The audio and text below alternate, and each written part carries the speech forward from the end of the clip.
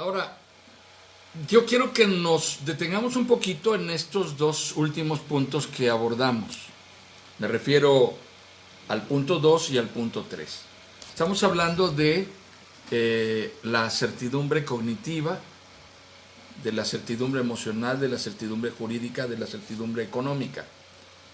Y luego estamos hablando de lo que significa el sacerdocio doméstico.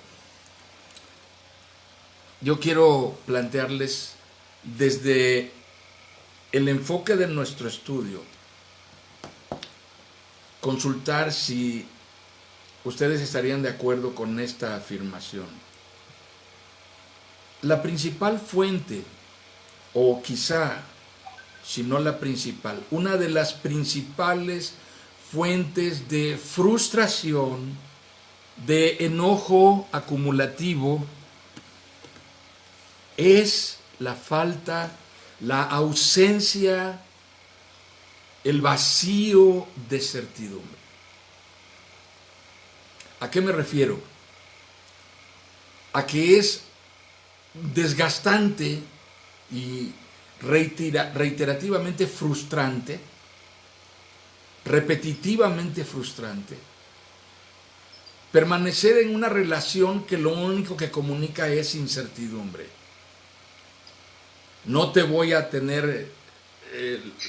no te voy a proporcionar la seguridad de amor, afectiva, emocional, no te voy a proporcionar la certidumbre que te dan los límites, no te voy a comunicar instrucción, dirección, no te voy a proporcionar certidumbre jurídica, no te voy a hacer sentir protegido jurídicamente, ni te voy a proveer económicamente, materialmente.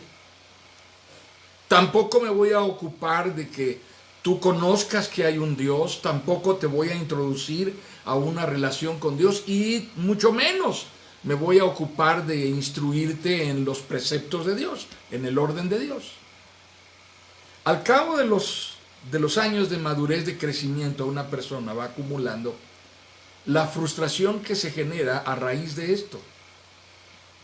Y esta es una de las principales causas de ira contenida en la vida de una persona, de enojo contenido en alguien. La falta de certidumbre es una fuente constante de enojo. En una familia en la cual no hay este tipo de certidumbres comunicadas con claridad, lo que se le está diciendo a quienes están en ese entorno, sea la esposa, sea el esposo, sea el hijo, la hija, sean los niños, quienes sean, esto es un ensayo. En cualquier momento se puede detener. Las escenas se pueden repetir. Podemos repetirlas en número de veces hasta que todos nos hayamos aprendido este libreto. Las personas sufren un profundo desgaste y experimentan profunda frustración después de estar reiterativamente viviendo los mismos ciclos que derivan finalmente en incertidumbre. Lo que muchas familias, muchos matrimonios viven es tan desgastante que lleva a las personas a acumular enojo por tiempo prolongado hasta que tienen un barril lleno de ira, de coraje. Algunos cristianos han escrito acerca de cómo llenar nuestra cubeta de gozo, cómo llenar nuestra canasta, nuestro recipiente de gozo, cómo lograr que tengamos un cubo, una canasta llena de gozo cada día. Y nos dan consejos, nos dicen qué cosas puede uno hacer. Entre las cosas que uno puede hacer, aquello que te gusta, aquello que disfrutas. Ve a visitar a alguien que amas, a alguien que aprecias. Ve las películas, las series que te gustan. Quiero confesarles que justo antes de empezar la pandemia, mi esposa y yo cancelamos el servicio de televisión de paga que teníamos y decidimos prescindir de él porque solamente veíamos 3 canales. ¿Saben que durante todo este tiempo lo que hemos estado haciendo? Durante todo este tiempo lo que hemos estado haciendo es recuperando las series viejas que veíamos de niños. El Gran Chaparral, Bonanza, Camino al Cielo. Y eso es lo que hemos estado viendo. Y eso está en YouTube gratuito y nos hemos divertido como enanos viendo en la noche. Bueno, vamos a ver una serie. Sí, vamos a ver una. Hemos visto capítulos enteros de Poirot, el Hércules Poirot, el investigador de Agatha Christie, belga. Bueno, ha sido muy divertido. A lo que me refiero es, uno puede pasarse la vida haciendo las cosas que le satisfacen, que le gratifican, y al final de cuentas sacar la cuenta y decir, viví cada día con mi cubeta llena de gozo, llena de satisfacción, llena de dicha, de cosas que me retribuían felicidad.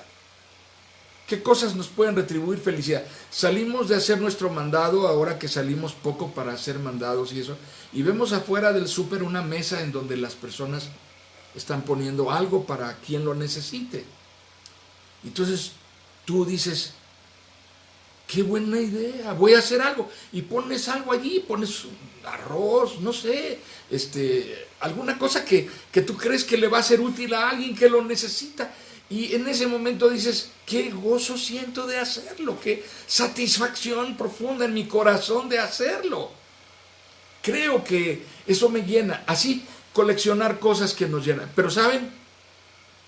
Es posible que hay quien está viviendo una vida en la cual ha estado coleccionando no cosas que lo satisfagan y lo llenen, sino cosas que le acumulen mayor ira, mayor enojo a lo largo del tiempo.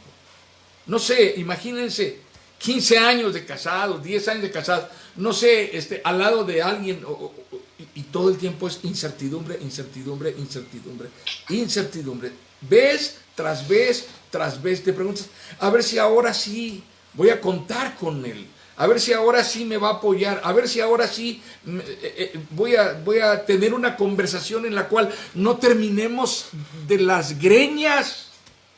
Y una tras otra vez el ciclo se repite, porque estamos viviendo un simulacro, estamos viviendo un ensayo. Estamos viviendo un ensayo, no estamos viviendo una realidad gratificante, no estamos viviendo una vida satisfactoria y plena. Hay vacío de certidumbre y eso provoca enojo. Al principio, quien vivió eso, hermanas, comenzó llorando, llorando, llorando, llorando, llorando, llorando, llorando, todos los días llorando, llorando todos los días. Después de llorar, llegó un punto en que dijo, ya me harté de llorar, ya se me secaron los ojos, ya no puedo llorar más, ya estoy harto, ya estoy harta. Ya. Finalmente deja de llorar y comienza a guardar enojo, resentimiento.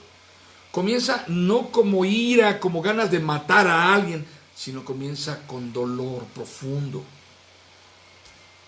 Y después desenlaza en frustración, en enojo, y eso se comienza a acumular. Es triste, pero es real. Y cada día hacemos un ensayo nuevo del mismo episodio de la telenovela, el mismo drama. Es un ensayo y lo repetimos tal cual, las mismas frases, los mismos libretos, los mismos gestos.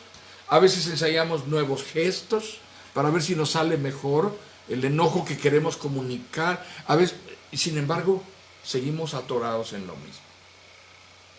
Entonces, el asunto que yo les planteaba como punto de partida esa noche era, ¿estarían ustedes de acuerdo que el vacío de certidumbre en todos estos aspectos que hemos comentado se constituye finalmente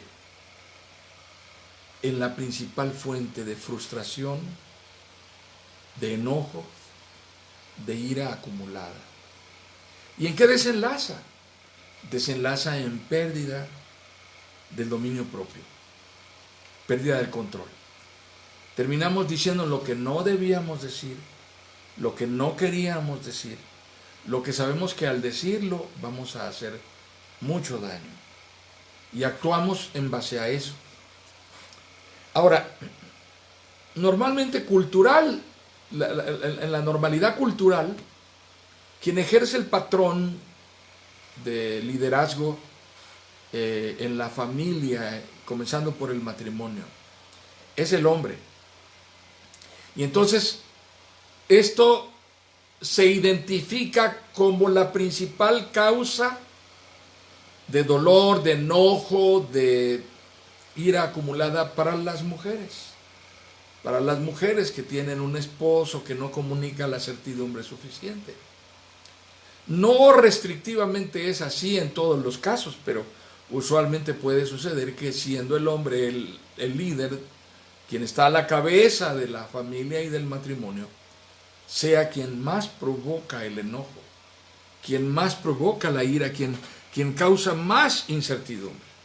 Luego entonces, estamos hablando de un asunto en el cual tenemos que encontrar el punto de si en esta realidad que vivimos, quien gobierna no está gobernando realmente. Quien ejerce custodia no está ejerciendo custodia y no está comunicando autoridad realmente. Solamente tiene dominio sobre los demás. Solamente ejerce sobre los demás un control. Solamente manda. Pero este es el punto final de esta primera página. No es lo mismo gobernar, ejercer custodia o autoridad que mandar, dominar y controlar. Mandar, dominar y controlar se ejerce por la fuerza.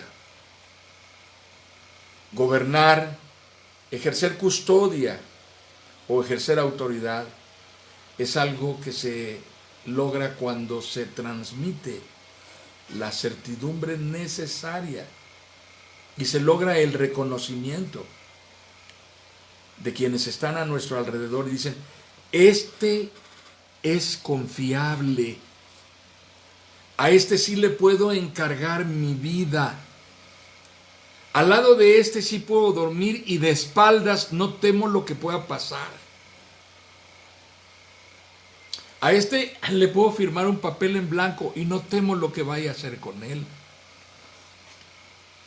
¿Verdad que sí tiene sentido?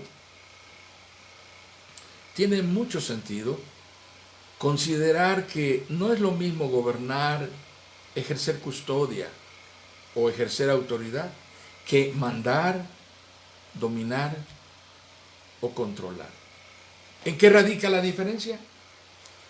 En que quien gobierna, ejerce custodia o ejerce autoridad, comunica certidumbre. Ahora, dejemos aquí este concepto por un momento y vayamos a lo que el apóstol Pablo expresa en Efesios capítulo 5 a partir del versículo 21. El apóstol Pablo está hablando del matrimonio y comienza diciendo en el versículo 21 que se sujeten unos a otros en el amor de Cristo. Y luego dice que las mujeres se sujeten a sus maridos como al Señor, porque el marido es cabeza de la mujer. El problema aquí, hermanas, es que las mujeres no están convencidas de hacer esto. Podríamos preguntarnos por qué. ¿Qué les impide que el marido sea cabeza y ellas se sometan a su marido, como dice literalmente Efesios capítulo 5? Luego dice enseguida que el marido debe amar a su mujer, así como Cristo amó a la iglesia y se entregó a sí mismo por ella. El problema, hermanas, es que finalmente sucede que en el matrimonio el primer error cometido es que no hay una mutua sujeción. El punto clave de interpretación de este pasaje de Efesios 5 es lo que dice el versículo 21 antes de todo lo demás. antes de decir que el marido es cabeza de la mujer, antes de decir eso y que el marido ame a su mujer, el pasaje ha dicho que se sujeten, se sometan el uno al otro. Y hay muchas maneras en las cuales comunicamos incertidumbre no sujetándonos el uno al otro. Voy a poner un caso muy típico de los matrimonios. Voy a poner el caso típico de la infidelidad conyugal. ¿Qué es la infidelidad conyugal? Quiero que me oiga. La infidelidad conyugal es ese acto mediante el cual yo no me sujeto a mi esposa. Yo creo que soy un hombre lo suficientemente competente como para solamente dedicarme a una mujer. Por lo tanto, dedicarme a una mujer es algo que no estoy tan dispuesto a hacer. Por lo tanto, yo voy a circular con la bandera de conquistador, de seductor, de hombre sexualmente competente, pónganle ustedes el nombre que quieran, semental, lo que quieran, X, libre, como gusten llamarle. Y mientras yo me comporto de esa manera, lo que estoy transmitiéndole a mi esposa es incertidumbre. Le estoy diciendo, no puedes estar segura de mí. Si se trata de que yo me sujete a ti exclusivamente porque tú serás la única mujer con la cual yo tendré este tipo de relación, lo siento, yo no te puedo garantizar eso. Yo siento que no, algunos incluso lo podrían esgrimir desde una pseudo espiritualidad bíblica, diciendo, no creo que sea mi don. Pero esto no se trata de un don, esta es una ordenanza bíblica. Está bíblicamente establecido que el marido se sujete a su esposa. Así que este es un problema, porque cuando el hombre no comunica esa certidumbre, lo primero que sucede en consecuencia es que la mujer experimenta duda, inseguridad. ¿Cómo voy a permitir que mi cabeza, la que piensa por mí, la que decide por mí, la que controla los movimientos del cuerpo, sea este hombre que no tiene la capacidad para asumir la responsabilidad de ser un hombre fiel en el matrimonio? Así que esta circunstancia atemorizante para la mujer es un obstáculo y un impedimento para que ella acceda a someterse a él. Trato de ponerlo con manzanitas en este punto tan delicado, porque yo sé que muchas mujeres cristianas que verdaderamente quieren ser buenas esposas bíblicamente hablando, sienten culpabilidad por no someterse a su marido y dejar que él sea la cabeza. Y algunas han aprendido alguna manera de aparentar que se sujetan, pero no lo hacen. Yo recuerdo un matrimonio que conocimos en una iglesia, un matrimonio que era matrimonio cristiano ambos. Él era un hombre que había sido muy prosperado en sus negocios y ella era una mujer con un reconocimiento social e intelectual muy importante en la ciudad, en la sociedad, y ambos eran miembros de la iglesia. Él era un anciano de la iglesia. Y un día cumplieron, no sé si 25, 30 años de casados, 40 años de casados, no sé cuántos años de casados cumplieron, y pasaron al frente a dar testimonio. Y en la iglesia usualmente a quien la oían hablar era ella, a él jamás lo escuchaban hablar, pero ese día ella dijo, yo quiero que quien dé el testimonio hoy sea mi esposo.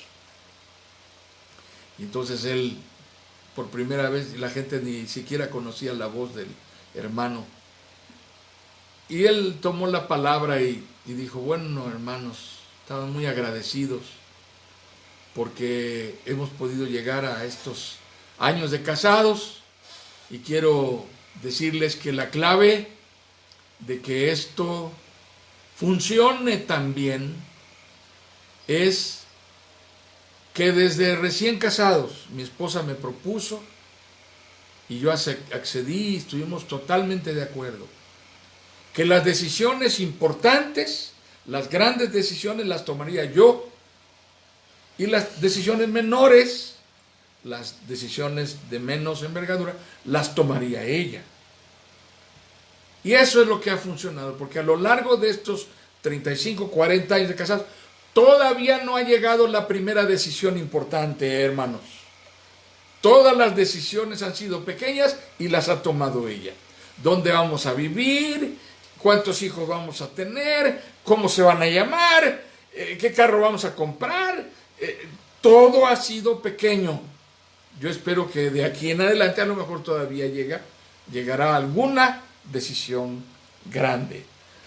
Entonces algunas esposas sí se la han ingeniado, han encontrado la manera de tomar cierto control, de ejercer cierto dominio. El problema es que eso finalmente no logra comunicar certidumbre. Aparentemente va a comunicar cierta certidumbre, pero no. Escuchen esto. Cuando esto pasa, la madre, la mujer, se convierte en el eje de la conversación entre el padre y los hijos, porque ella, para poder ejercer control, tiene que estar en medio de la discusión, en medio del análisis y en medio de la digestión de todas las cosas que pasan. Así que si viene una hija y le dice a la mamá, mamá, yo no quiero estudiar lo que ustedes quieren que yo estudie, yo quiero estudiar, no sé, artes plásticas, quiero ser pintora. Hijita, de hambre te vas a morir, ¿cómo? Pintora, eso no es una carrera, ¿quién estudia eso? Mamá, yo quiero estudiar pintura, yo quiero ser pintora y yo me voy a dedicar a la pintura. No me importa si voy a tener para comer o no, yo quiero dedicarme a la pintura, se me facilita y eso quiero hacer. Por favor, no le digas nada a tu papá. Yo veré cuándo le comento. Necesito, déjame, yo me hago cargo. Y así va a ser, no solamente con la carrera de la hija, así va a ser con el novio de la hija, con la novia embarazada del hijo, con todo. Ella se convierte en el filtro de todas las cosas y todas las cosas van a llegar al gran jeque marajá a través de ella. Van a llegar masticadas, digeridas. Por eso hay luego conversaciones tan comprometedoras, de repente en la casa, ¿no? El marido está sentado por allí con el control remoto de la televisión en la mano, haciendo como que ve la televisión y como que se duerme, y de repente al lado de él está la mujer y la hija sale y le pregunta. Y las señas, y todos estos dramas familiares que significan incertidumbre en el fondo, desgaste, frustración, y terminan contribuyendo a una atmósfera de dolor y más tarde de enojo. Muy bien, vamos a pasar a la siguiente página. Creo que ya dibujamos un escenario bastante tétrico y apenas llevamos 40 minutos de estar en esto. Se va el tiempo rápido. Pero quiero comentarles que la siguiente parte puede ser muy esperanzadora. Porque necesitamos leer la palabra y lo que nos dice la palabra. Vamos a la página 2 y leemos el texto que está a la derecha. Estamos hablando de Proverbios capítulo 18. Hay 3 versículos allí. Voy a leer para ustedes en voz alta. La palabra de Dios va a leer Rebequita en voz alta para nosotros. Al fracaso lo precede la soberbia humana, a los honores los precede la humildad. El corazón prudente adquiere conocimiento, los oídos de los sabios procuran hallarlo. Más resiste el hermano ofendido que una ciudad amurallada. Los litigios son como cerrojos de ciudadela. Cada uno se llena con lo que dice y se sacia con lo que habla. En la lengua hay poder de vida y muerte. Quienes la aman comerán de su fruto. Proverbios 18, 12, 15, 19 al 21. Muy bien, esto que nos dice la palabra de Dios tan categóricamente, no nos habla de otra cosa sino del carácter cristiano. Yo no sé si debiéramos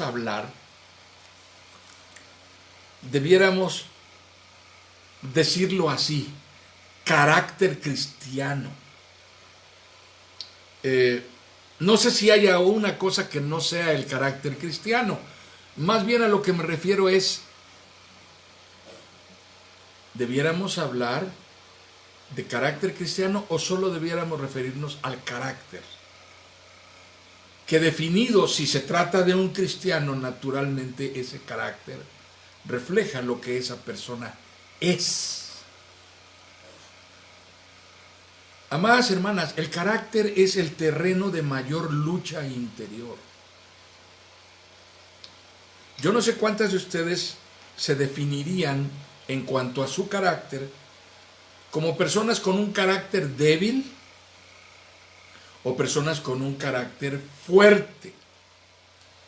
Las personas que se definen con un carácter débil son aquellas personas que se consideran a sí mismas como evasivas de los procesos difíciles, de las decisiones, de las confrontaciones. Las personas que se definen como un carácter débil se avergüenzan de sí mismas porque se piensan influenciables. Se consideran personas que luego son fácilmente dominadas por otros, que logran imponerse sobre ellos porque les ven un carácter débil. Quienes se definen con un carácter fuerte, se definen con un carácter fuerte porque se consideran personas demasiado dominantes, personas impositivas, personas controladoras, personas que llegan a mostrarse explosivas en circunstancias en las cuales no logran que los demás hagan lo que ellos quieren que hagan. Y entonces la cosa se sale de control y aquello se pone feo y entonces sí, ya no digas nada porque ya está a punto de estallar tu papá, le va a dar un infarto, mira lo que color trae ya. Entonces, cuando estamos en esta tesitura de definición, podemos pensar que el carácter fuerte o el carácter débil es algo con lo cual nacemos y con lo cual vamos a morir. Y en parte tenemos razón. Hay aspectos de índole genético que vienen con nosotros cuando nacemos. Por ejemplo, volteemos a ver tantito cómo era mi mamá, cómo era mi papá. Y allí podríamos sacar una conclusión de primera mano de cómo es la mezcla que tenemos del carácter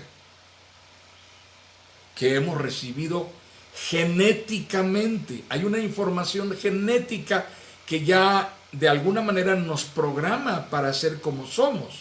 Sin embargo, ese no es el único factor que determina nuestro carácter. Hay otro factor que puede ser agravante o atenuante, y es el entorno en el cual nos formamos, en donde crecimos, la educación que recibimos.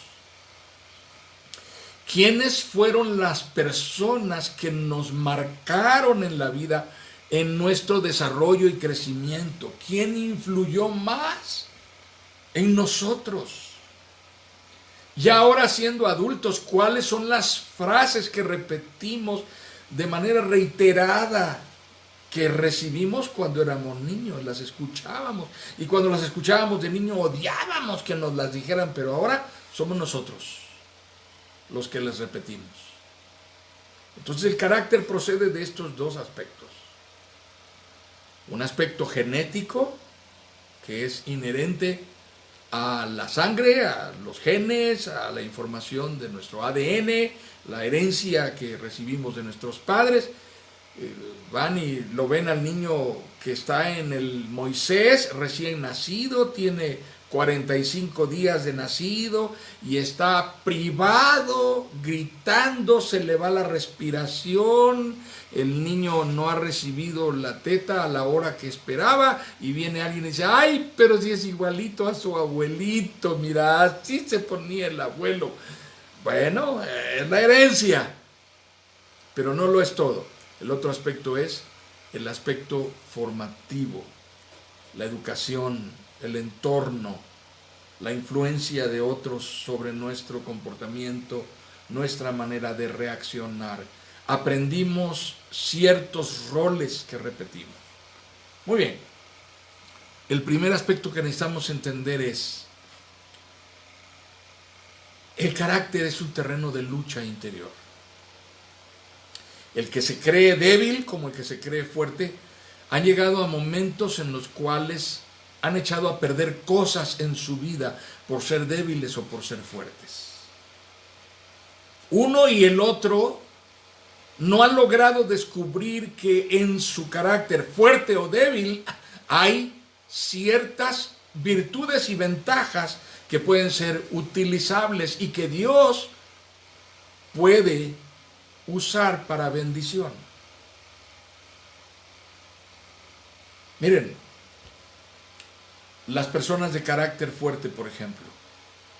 Conozco muchas personas como pastor que en consejería pastoral me han confiado sus luchas interiores acerca de un carácter demasiado fuerte.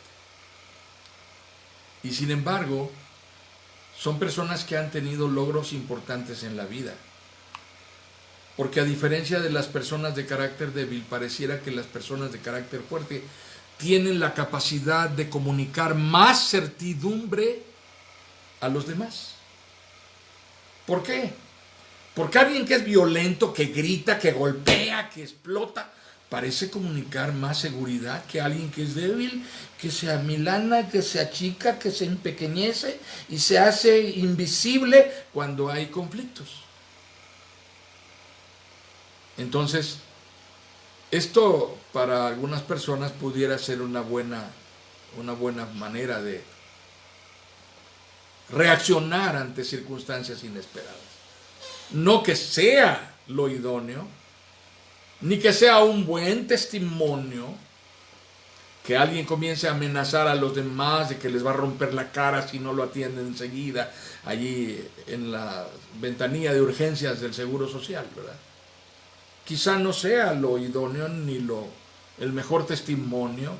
¿Quién es ese? El pastor Aquino. ¿Cómo? Viene aquí gritándonos que nos va a golpear, que nos va a romper la ventanilla, que nos avienta el carnet y... Oye, eso no es un pastor, ¿verdad? Sí, con todo sentido las personas pueden decir eso porque no hay congruencia entre una cosa y otra, lo que decimos creer y lo que somos. Entonces, es un terreno de lucha. El fracaso y la frustración son el resultado de la pérdida de los propósitos con los cuales el hombre fue creado por Dios. Y para lo cual fue facultado soberanamente por su Creador. Dios nos puso al control. Debiéramos estar al control, pudiéramos estar al control. Nada debiera impedir que ejerciéramos dominio propio. Por lo tanto, lo que nos hace perder el dominio propio es que estamos fuera de un vínculo significativo de influencia poderosa, transformadora con Dios.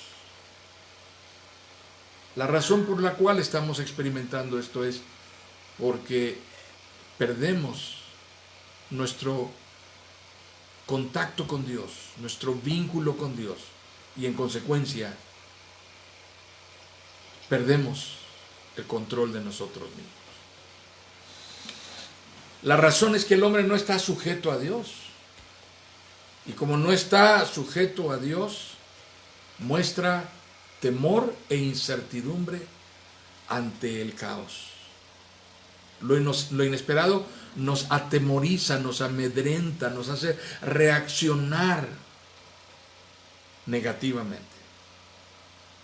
Luego, la creación no está sujeta a nosotros. experimentamos deterioro, desorden, caos. Lo que está pasando ahora es una evidencia de ello. Cosas que no sabemos cómo controlar. Pero esto es muy parecido a otras cosas. Nuestra casa puede convertirse en una pandemia en un instante solamente porque alguien explotó y de pronto todo mundo se salió de control y ya esto se volvió un desastre. ¿Han ustedes observado que esto pasa en algunas circunstancias familiares? Cuando después de un gran conflicto las decisiones se comienzan a tomar precipitadamente. Alguien se cambia a vivir en otra recámara, a dormir en otro cuarto, se dejan de hablar las personas, el hijo mayor que ya tiene más de 18 comienza a pensar en largarse de ahí a vivir en otro lado, el adolescente ya está pensando dejar la escuela para irse a vivir con su novia, o sea, todo el mundo comienza a hacer planes porque esto ya es una situación fuera de control en muchos sentidos. Así que cuando tu creación alrededor de ti no está sujeta a ti, lo que vas a experimentar es ansiedad por el deterioro y el caos que estás viendo. Y luego el orden de Dios se rompe. El hombre ve alterados y dañados todos los roles asignados por Dios, el de gobierno, el de autoridad, se pierde el orden establecido por Dios. Estamos dispuestos a romper los vínculos que hemos establecido por orden de Dios. Los matrimonios se rompen, las relaciones significativas se ven dañadas, deterioradas, y comenzamos a dudar si estábamos haciendo lo correcto. De hecho, he conocido parejas que platican, no es un caso, no son dos, son casos frecuentes, hermanos. Platican que han considerado terminar su matrimonio más de 5, 6 veces, 10 veces. Algunos dicen, no, pues desde el mes de casados, los primeros 6 meses de casados ya estábamos considerando que nos habíamos equivocado. Se va rompiendo el orden, se va rompiendo el orden, se va rompiendo el orden. Las abuelas decían, tanto va el cántaro al agua, hasta que se rompe. Entonces, el carácter es un terreno de conflicto interior que se desborda y sale fuera de nosotros e invade los escenarios de vida en los cuales tenemos que sobrevivir. Ahora pasemos al otro asunto, estamos en el punto 5. El carácter nos lleva al terreno del equilibrio entre el fuerte y el débil. Aquí hay una cosa que reconocer, le llamamos persona de carácter fuerte a quien carece de control sobre su temperamento y sus formas de reaccionar. Le llamamos persona de carácter débil a quien permite que otros decidan por él y se deja controlar. Pero en ambos hay cosas que son dañinas y cosas que son positivas. Es una buena noticia que quiero decirles hoy. No sé si vamos a terminar esto hoy, pero antes de que nos vayamos quiero decirles, si tienes carácter fuerte y eres un volcancito, un polvorín, Dios puede bendecir tu vida y hacer un instrumento de bendición de tu carácter. No tiene que ser una fuente de dolor, una fuente de vergüenza, una fuente de humillación. Puede ser una fuente de bendición. Yo estoy seguro que personas que se definen como con carácter fuerte, en algunas ocasiones han estado agradecidos con Dios porque han logrado cosas precisamente por la fortaleza de su carácter. Pero en algún momento se han sentido avergonzados porque eso es una debilidad en ellos. Muy bien.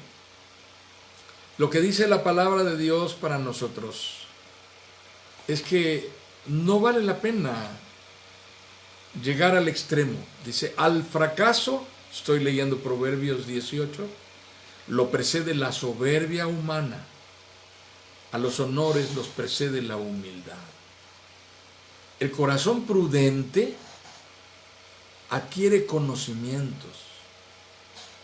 Los oídos de los sabios procuran hallarlo. Más resiste el hermano ofendido que una ciudad amurallada. Los litigios son como cerrojos de ciudadela.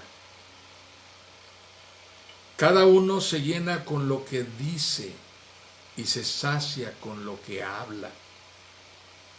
En la lengua hay poder de vida y muerte. Quienes la aman comerán de su fruto. Todo eso nos hace pensar en las cosas a las que nuestro carácter nos arrastra cuando somos empujados por el enojo, por la pérdida del dominio propio, por una lengua que no podemos dominar, por un momento de ira que sale desbordada, por una explosión que no debimos permitir que sucediera. Y entonces reflexionar en cómo todo tiene su origen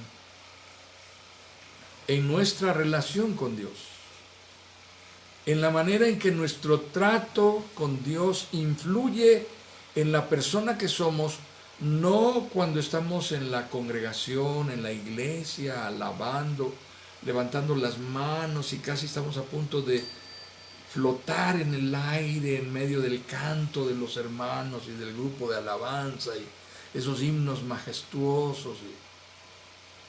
No, en el día a día, en el desgaste cotidiano, en donde la relación con Dios determina la persona que yo soy, a cada momento, todo el tiempo, no a veces. Entonces, este es nuestro punto de pausa en este día. Busquemos a Dios, hablemos con Dios acerca de las cosas interiores de nuestro carácter que podemos reconocer. Un ejercicio, una tarea que puedo dejarles es, por favor, analícense. ¿Cómo me defino yo? ¿Qué cosas hay de mi carácter que puedo agradecer a Dios? ¿Y qué cosas hay de mi carácter que me avergüenzan, acerca de las cuales debo hablar íntimamente con Dios y pedir que su Espíritu Santo obre en mi vida?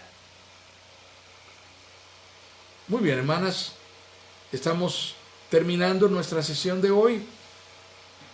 Quisiera que si alguien tiene alguna pregunta o alguna duda que quiera compartirnos o ampliar alguno de estos puntos, estamos a tiempo, podemos hacerlo sin interrumpir nuestra sesión y después de eso oraremos para despedirnos. ¿Alguien quiere hacer uso de la palabra? Active su micrófono, por favor.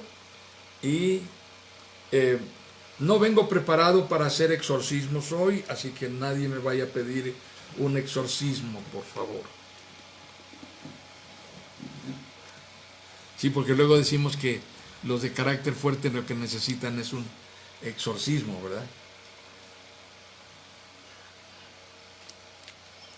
¿Nadie quiere hacer algún comentario, alguna pregunta?